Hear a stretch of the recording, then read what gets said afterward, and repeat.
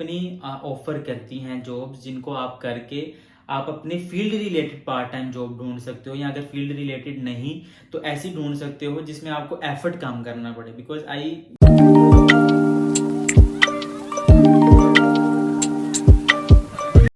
Hello everyone, my name is Salman Shaukat and welcome back to Maani vlogs.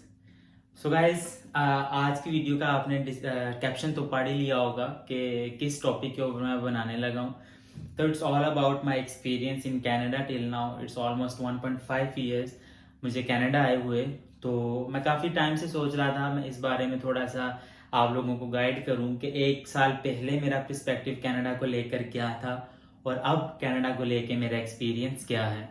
तो चलें, मैं आज आप लोगों को मैंने सोचा कि इस बारे में डिटेल्ड बताऊं कि क्या मैंने सीखा, क्या मैंने नुकसान किया यहाँ पे आने के बाद, और क्या ऐसी चीज़ें हैं जो कि मैंने एक साल के अंदर अंदर गेन की और मेरे लिए काफ़ी बेनिफिशियल साबित हुई अब। तो चलें वीडियो स्टार्ट करते हैं। वीडियो स्टार्ट करने से पहले आप लोगों से रिक्वेस्ट है कि मेरे चैनल को सब्सक्राइब करें, और अगर वीडियो पसंद आती है तो लाइक और शेयर भी ज़रूर करें। स्टार्ट करने से पहले आप लोगों को बेसिक बता देता हूं कि मैं सितंबर 2021 में कनाडा में आया था मास्टर्स डिग्री के लिए from north eastern university Toronto campus. और जब मैं यहाँ पे आया था तो काफ़ी अपने ख्वाब लेकर आया था। वो कहते हैं ना, एक ख्वाबी दुनिया में मैं रह रहा था, और उस चीज़ को लेके मैं यहाँ पे लैंड किया था कि हाँ, मैं भी जब कनाडा जाऊँगा मेरे पास भी जाते साथ ही मैं गाड़ी ले लूँगा, मेरे पास जॉब होगी, मैं भी डॉलर्स में खेल रहा हूँगा, जो कि हम लोगों की जो बैक होम में जो हमारे रिलेटिव्स या फ्रेंड्स होते हैं वो यही सोचते हैं। और यही मेरा भी एक माइंड में चीज़ें थी कि मैं भी जाते साथ ही जॉब ढूंढूंगा, फटाफट जॉब स्टार्ट करेंगे, विद इन 1 to 2 months गाड़ी लेंगे, इंजॉय करेंगे और लेविश लाइफ होगी, that's it. But on a serious note ऐसा बिल्कुल नहीं है। काइंड ऑफ है भी ऐसा और नहीं भी। क्यों नहीं है ऐसा? कि आपको आने के बाद यहाँ पे एक अच्छी खासी एफर्ट पुट करनी पड़ती है, आपको टाइम इन्वेस्ट करना पड़ता है, आपको एक वो कहते हैं ना, एक एफर्ट इन्वेस्ट करनी पड़ती है, आपको A to Z इन्वॉल्व होना पड़ता है हर चीज में, ताकि आप लोग इन चीजों को अचीव कर सको। यहाँ पे आने के बाद आपका कोई बैकग्राउंड हिस्ट्री नहीं होती कनाडा में। यहाँ आने के बाद आपकी मोस्ट ऑफ द टाइम आपकी कोई फैमिली मेंबर भी यहाँ पर नहीं होता, तो आपको वो खुद बनना पड़ता है, अपनी ये खुद पहचान बनानी पड़ती है।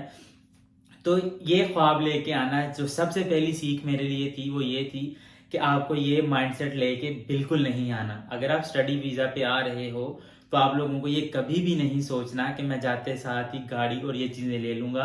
जितना डाउन होके, जितनी डाउन अपनी सोच को रख के आओगे और जितना मोटिवेशनल वो कहते हैं ना बन के आओगे, उतना आप लोगों के लिए फायदा होगा। आओ, यहाँ आने के बाद आप लोगों को टाइम दो, जॉब करो, जॉब करने के बाद अपने आप को स्ट्रॉन्ग करो, और उसके बाद 1-2 साल के अंदर जाके आप लोग ये सारी चीजें इस तरीके से कर सकते हो और आपको मिल भी जाती हैं। नंबर 2 में बात करूंगा कि यहाँ आने के बाद मैं थोड़ा सा जो पॉजिटिव पॉइंट मैंने ये देखा कि जब मैं अपनी पाकिस्तान में था तो मैं वहां पे बैचलर किया था इलेक्ट्रिकल इंजीनियरिंग के अंदर। तो मैं यही सोच रहा था कि यार कनाडा का जो स्टडी इन्वायरमेंट होगा वो काफ़ी टफ होगा, और मेरे लिए एडजस्ट करना इनिशियली बहुत टफ होगा, जो कि बिल्कुल गलत बात थी। इनफैक्ट यहाँ का स्टडी का जो रूल्स हैं या स्टडी का जो पाथ है वो बहुत सिंपल और बहुत इजी है। हम लोगों को यहाँ आने के बाद, स्पेशली मुझे यहाँ आने के बाद कोई मुश्किल नहीं हुई यहाँ के स्टडी इन्वायरमेंट में एडजस्ट होने के लिए। मुझे कोई मुश्किल नहीं हुई, क्योंकि यहाँ के जो प्रोफेसर्स थे, जो क्लासमेट्स थे, जो यूनिवर्सिटी का स्टाफ था, सब इतने कोऑपरेटिव थे कि उन लोगों ने, स्पेशली शायद मेरी यूनिवर्सिटी में ऐसा है या बाकियों में भी ऐसा ही होगा, कि वो ऐसा सीन था कि उन लोगों ने अपना जो भी प्लेटफॉर्म प्रिपेयर किया हुआ था वो कंप्लीटली इंटरनेशनल स्टूडेंट्स की, वो कहते हैं ना, नीड्स और रिक्वायरमेंट्स को माइंड में रखते हुए बनाया हुआ था। इन लोगों ने कंप्लीटली वो गाइडलाइंस हम लोगों को दी थी जिनसे हम लोग अपना कैरियर और अपना कनाडा के अंदर सेटल अपने आप को कर सकें। इन लोगों ने हम लोगों को सारी एडवाइजेस दी कि आप कैसे यहाँ पे अपार्टमेंट्स या अपने लिए कोई जगह रहने के लिए ले सकते हो। उन लोगों ने हम लोगों को कंप्लीटली जो है ना गाइड किया कि आप पब्लिक ट्रांसपोर्ट कैसे यूज कर सकते हो, स्टॉप्स के बारे में बताया, सबवे, टीटीसी, स्ट्रीट कार, गो ट्रेन, सब चीज़ों के बारे में इन्होंने कंप्लीटली हम लोगों को इन्फॉर्मेशन दी। उसके बाद हम लोगों को बहुत आसानी हो गई थी। उसके बाद अगर मैं बात करूं कि यहाँ की असाइनमेंट्स की और क्लासेस की, हाँ हम लोगों को लैंग्वेज बैरियर काफ़ी लोगों को आता है, बिकॉज क्लासेस जो है वो कम्प्लीटली इंग्लिश में प्रोफेसर ऑब्वियस बात है वो देते हैं, बट इस तरीके से वो नहीं अपना एक्सेंट रखते कि आप लोगों को मुश्किल हो। आप लोगों को बहुत इजीली वो आराम से अपने वो कहते हैं ना वर्ड्स यूज करते हैं, जिनसे आप लोगों को अंडरस्टैंडिंग करने में बहुत आसानी होती है। और उसके बाद वो जो प्रोफेसर्स होते हैं आप लोगों को प्राइवेटली क्लासेस भी देते हैं, आप लोगों के साथ मीटिंग्स करते हैं, सेशंस रखते हैं, ताकि आप लोगों को आसानी हो सके। तो जो स्टडी के बारे में मेरा एक्सपीरियंस था वो बहुत अच्छा था कि यहाँ का एनवायरनमेंट बहुत इजी है। असाइनमेंट्स मुझे तो बहुत इजी लगती थी, एग्जाम्स, असाइनमेंट्स, क्विजेज, प्रेजेंटेशन, सब कुछ बहुत अच्छा था। और जो मजे की बात है कि मैंने बहुत कुछ सीखा। मैंने अपने आप के कम्युनिकेशन की स्किल्स को बहुत डेवलप किया। उसके बाद मैंने कुछ भी जो इस तरह की चीजें होती हैं जो कि आपके कैरियर में आप लोगों की बहुत वो कहते हैं मेहनत या आपके लिए आप बहुत इफेक्टिव होती हैं चीजें, कम्युनिकेशन स्किल्स आपको बहुत जरूरी है यहाँ पे। तो वो चीजें मैं विद इन 1 to 2 सेमेस्टर्स ही समझ गया था कि मैं एक पॉजिटिव चेंज की तरफ जा रहा हूँ, और अपने अंदर ये सारी स्किल्स को मैं डेवलप कर रहा था और देख रहा था।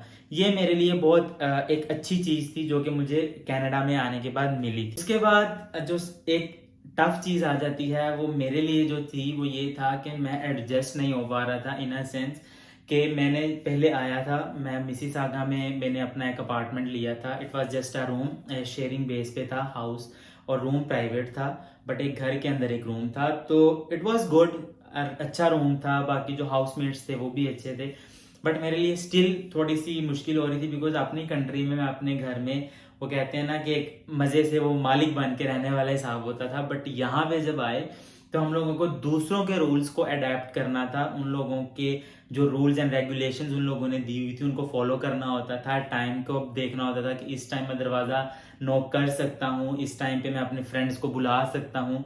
तो आपको काफी रूल्स के अंदर रह के रहना पड़ता है, जो कि थोड़ा सा मुश्किल था। तो इन रूल्स के मुताबिक रह के अपने आप को उस इन्वायरमेंट में किसी शेयरिंग बेस के घर में या अपार्टमेंट में एडजस्ट करना was very difficult for me to be honest. But ये एक चीज़ से मुझे ये सीखने को मिली थी कि आप जब भी किसी दूसरे कंट्री में जाके वो कहते हैं ना कि सेट होने का सोचते हो तो इनिशियली आपको काफ़ी स्ट्रगल्स करना पड़ती हैं। बट आफ्टर 2 to 3 months मैंने विद इन 2 to 3 months पहले मैंने तकरीबन 3 अकोमोडेशन अपनी चेंज की थी। बट एट द एंड मैं आई गेस जनवरी में टोरंटो में शिफ्ट हुआ था, और ऑलमोस्ट मोर देन 1 year यहाँ पे ही मैं हूँ। और आई एम इंजॉइंग यहाँ पे, बिकॉज मुझे यहाँ पे अपने कंफर्ट मिलता है जो मुझे चाहिए था, अपनी प्राइवेसी मिलती है। तो आप लोगों से भी यही सजेशंस मैं दूंगा कि आप लोग अगर यहाँ पे आते हो तो आप अपने इनिशियली अगर आपको रेंट में $100-200 एक्स्ट्रा भी पे करना पड़े तो आप करो, बिकॉज आप ये एक्स्ट्रा जो $100 to 200 पे करोगे it will save you from a lot of headaches.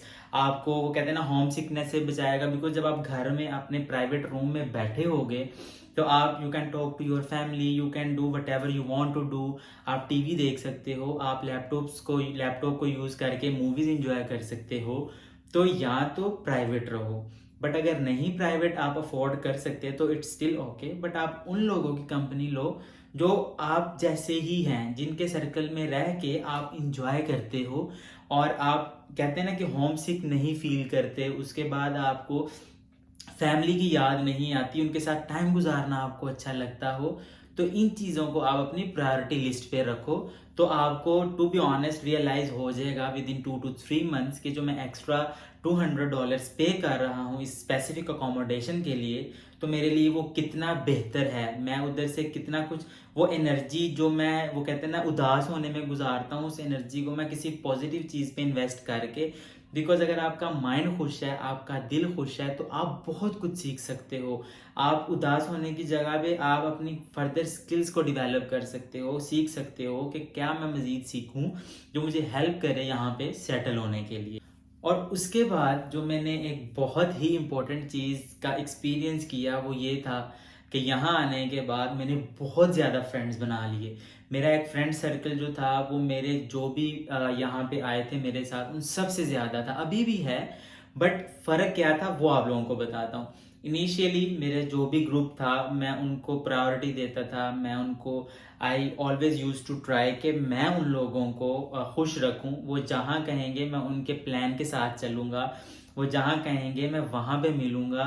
अगर वो जगह या लोकेशन, वो रेस्टोरेंट, कोई भी जगह मेरे लिए नहीं भी है, मैं उस जगह पे जाना पसंद नहीं करता, तब भी मैं उन लोगों के साथ जाता था।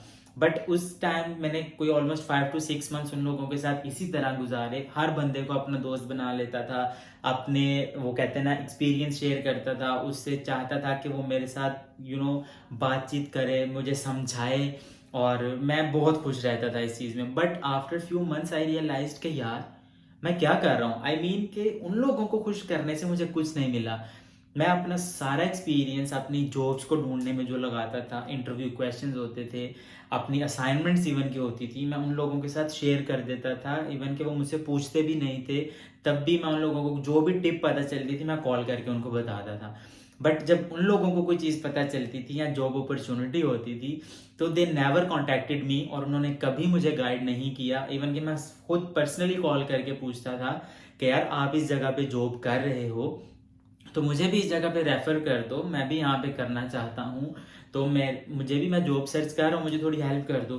वो कहते ज़रूर थे कि मैं करूँगा, बट नहीं करते थे। तो इट मीन्स कि जो आप अपनी एनर्जी दूसरों पे इन्वेस्ट करके उनके साथ एक फ्रेंड सर्कल बनाना चाहते हो, आप उसको ना बनाओ, आप खुद बनो, अपनी जॉब ढूंढो, अपने आप को इतना स्ट्रांग करो कि आप उन लोगों को उन लोगों के पास आपको ना जाना पड़े, वो आपके पास आए और आपसे आकर पूछें कि क्या चीज़ है जो आप में है वो हम में नहीं है, क्या चीज़ है जो आपने सीखी है, आप जॉब कर रहे हो, आप खुश रहते हो, वो हम लोगों को बताओ। तो ये चीजें आपने खुद डिवेलप करनी है, किसी के ऊपर डिपेंडेंट नहीं रहना। That will be the right word. कि यहाँ आने के बाद वो फैमिली मेंबर हो, वो रिलेटिव हो, वो दोस्त हो, वो आपका नेबर हो आपकी कंट्री में, आपने किसी के ऊपर डिपेंड नहीं रहना। मैंने तो यही सीखा है कि अगर डिपेंड करोगे उतना पीछे जाओगे, जितना इंडिपेंडेंट होके आगे बढ़ना चाहोगे लोग उतना आपको फॉलो करेंगे। बट अगर आप किसी को फॉलो करने लग जाओगे तो फिर आप सारी जिंदगी उसी को फॉलो करते रहोगे, आप खुद कभी कुछ नहीं बन सकोगे। अपने ड्रीम्स को खुद फॉलो करो और उतना ही करो जो आप चाहते हो, उसी फील्ड को, उसी कंपनी को, उसी जॉब को टारगेट करो जो स्किल आप में वाकई में है। अब एक और इम्पोर्टेंट और बहुत ही इम्पोर्टेंट चीज, वो स्टूडेंट्स जो जहाँ पे आके पार्ट टाइम जॉब्स करते हैं, उन लोगों का माइंड ये बन चुका है कि हम लोगों को टिम हॉर्टन्स, वॉलमार्ट या इसी तरह की जॉब्स करनी पड़ेंगी तब भी जाके हम लोगों को जॉब मिलेगी। तो ऐसा बिल्कुल नहीं है। आप यहाँ पे इन जॉब से बेहतर, इवन के पार्ट टाइम एक अच्छी खासी कंपनी ऑफर करती हैं जॉब्स, जिनको आप करके आप अपने field related part time job ढूंढ सकते हो, या अगर फील्ड रिलेटेड नहीं तो ऐसी ढूंढ सकते हो जिसमें आपको एफर्ट काम करना पड़े। बिकॉज मेरा खुद एक्सपीरियंस है, मैंने भी टिम हॉर्टन्स में काम किया है, वॉलमार्ट में किया है। तो वहां पे सैलरीज मिनिमम वेज होती है, $14-15 होते हैं, बट काम वो आपसे $20-25 वाला लेते हैं। तो आते साथ ही पैनिक ना हो जाओ कि मुझे 1 वीक के अंदर जो भी जॉब मिलेगी मैं उसको कर लूंगा, ये आपका सबसे बड़ी गलती है। मैंने भी 4 to 5 months इसी चीज़ में गुजारे थे, और आई फील के बाकी जो मेरे दोस्त हैं वो बहुत अच्छी जगह पे जॉब्स कर रहे हैं, जिसमें काफ़ी ऑप्शंस आ जाते हैं। जिस तरह फाइडो में कस्टमर सर्विस है, बाकी रोजेस में कस्टमर सर्विस की यहाँ पे बहुत सारी जॉब्स हैं। उसके अलावा फंड रेजिंग जो काफ़ी वर्क फ्रॉम होम आ जाती हैं, मिनिमम वेज है उनका भी, बट फ़र्क क्या आता है कि वहाँ पे वर्कलोड इतना नहीं है। आप बैठ सकते हो, आप आराम से काम कर सकते हो, वर्क फ्रॉम होम कर सकते हो। तो मैंने ये एक्सपीरियंस किया है और यही सजेस्ट करूंगा कि आप लोग इस तरह की टीम हॉटल्स वगैरह वाली जॉब ढूंढने से बेहतर है आप थोड़ा सा अपने सर्कल को बढ़ाओ, आप अपने रिसर्च, जो भी आप जॉब सर्च कर रहे हो उसको थोड़ा बढ़ाओ, नेक्स्ट लेवल लेके जाओ और उन चीज़ों में सीखो जो आप करना चाहते हो, जो आप लोगों के लिए ईजी हो। अब काफ़ी लोग, दोस्त मेरे ऐसे भी हैं जो कि $22-23 में जॉब कर रहे हैं, पार्ट टाइम ही कर रहे हैं, बट वो जॉब्स बहुत अच्छी हैं as compare to Tim Hortons या वॉलमार्ट। तो ज़रा जॉब सर्च के लिए भी अपना माइंड चेंज करो। तो ये चीज़ें ऐसी हैं जो मैंने सीखी हैं और आई फील कि ये हर बंदे को पहले से पता होना चाहिए। और दूसरी बात एक और चीज़ मैं कहूँ कि आप लोग जब भी जॉब यहाँ पे आके आपकी डिग्री और आपकी प्रोग्राम जिसमें भी आप पढ़ रहे हो, वो जैसे ही आपकी स्टडी कंप्लीट होने वाली हो तो 3 मंथ्स स्टडी कंप्लीट होने से पहले ही आप लोगों को अप्लाई करना शुरू करना है अपनी full time field related jobs के लिए। उसमें आप लोग अप्लाई 3 to 4 मंथ्स करोगे। यहाँ का हायरिंग प्रोसेस एवरेज जो है किसी भी कंपनी में वो 2 मंथ्स का आता है, because 3 to 4 round of interviews होंगे यहाँ पे किसी भी जॉब के लिए। उसमें वो 2 वीक्स के ब्रेक के साथ आप हिसाब लगा लो कि 2 मंथ्स इजीली लगेंगे। और उसके बाद आपको स्ट्रेटेजीज, जैसे ही आप डिग्री में जाते हो अपने प्रोफेसर्स के साथ, मैं थोड़ा सा स्लो रहा हूँ बिकॉज मेरा माइंडसेट ये था कि जैसे मेरी डिग्री कंप्लीट होगी मुझे जॉब मिल जाएगी, बट ऐसा नहीं होता। आपको थोड़ा सा अपने प्रोफेसर्स के साथ लिंक्स बनाने पड़ते हैं, उनसे जितने इंसाइट्स ले सकते हो यहाँ की जॉब मार्केट के वो लो।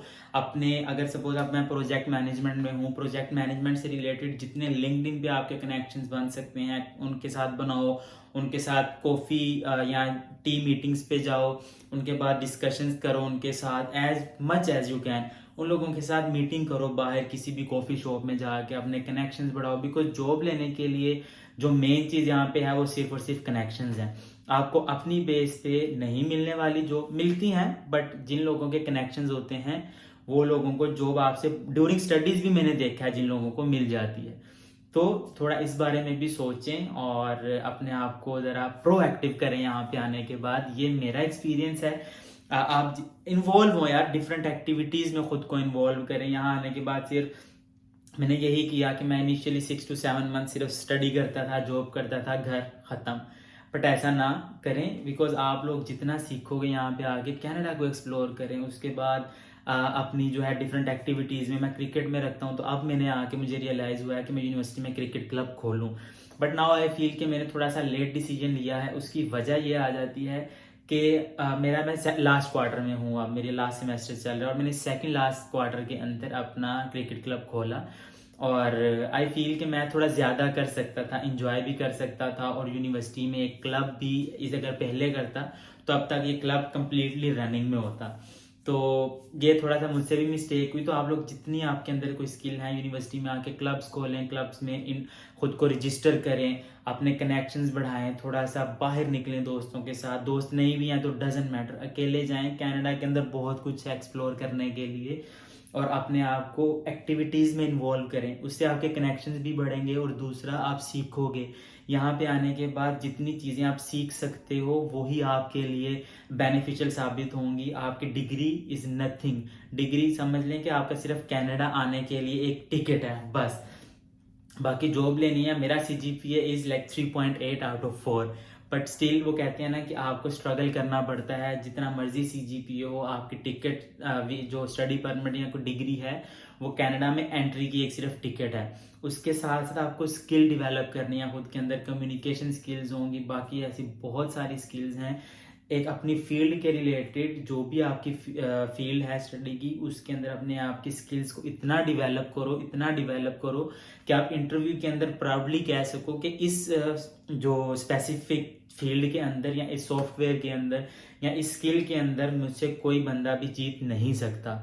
और उनको साफ रियलाइज हो जाएगा इंटरव्यू के अंदर आपकी कम्युनिकेशन से। तो इन चीज़ों को इम्प्रूव करें। ओवरऑल आई विल से कि ये जो मेरा साल था कनाडा में, इट वाज रियली गुड।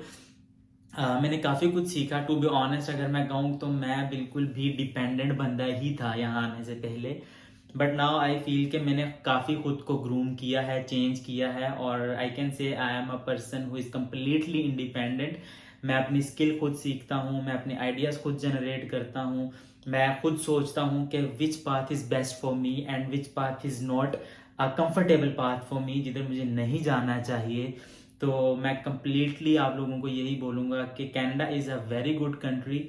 आपको यहाँ ज़रूर आना चाहिए, बट खुद को थोड़ा सा प्रिपेयर रखना चाहिए कि मुझे यहाँ आके अच्छा खासा रगड़ा लगेगा। तो उस रगड़े के लिए तैयार होके आए, फिर जाके आप लोगों को यहाँ पे मज़ा आएगा। And I wish best of luck to all of you जो भी यहाँ पर आ रहे हैं, स्ट्रगल कर रहे हैं। Struggle is a part of student life in Canada. तो जितना स्ट्रगल करोगे उतना सीखोगे, और जितना सीखोगे उतना सक्सेसफुल होगे आप लोग।